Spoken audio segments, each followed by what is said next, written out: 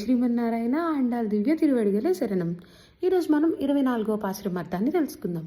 నిన్నటిదాకా ఆయన పాసురాల్లో గోదాదేవి గోపికలు శ్రీకృష్ణుడిని మేల్కొల్పారు. అలాగే సింహంలాగా నడుచుకుంటూ వచ్చి సింహాసనంలో కూర్చోమని చెప్పారు కదా. అయితే శ్రీకృష్ణుడు వచ్చాడంట, చక్కగా సింహాసనంలో కూర్చున్నారంట. ఇప్పుడు ఏం చేయాలి వాళ్ళు ఎందుకు వచ్చారో చెప్పాలి కదా.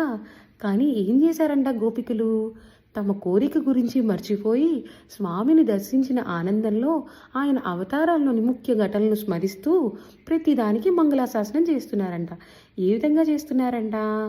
ఆనాడు త్రివిక్రమ అవతారంలో లోకాలను కొలిచిన నీ పాదాలకు మంగళమహుగాక అంటున్నారంట. లంకన్ నాశనం చేసిన నీ పరాక్రమణకు మంగళమహుగాక అంటున్నారంట. విరిగిపోయేలా శకటాసురుని తన్నిన నీ కీర్తికి మంగళమవుగాక అంటున్నారంట.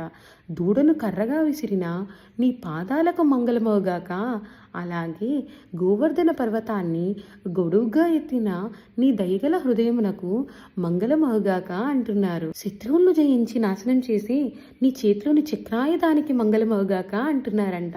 ఈ విధంగా ఎల్లప్పుడూ నీ వీర చరిత్రను కీర్తించి మా వ్రతానికి కావలసిన పరికరాన్ని పొందడానికి నేడు మేము వచ్చాము, మాపై దయ చూపించు ఓ శ్రీకృష్ణ అని ఈ పాసురంలో గోదాదేవి మరియు గోపికలు శ్రీకృష్ణుడికి మంగళాశాసనం చేస్తున్నారంట.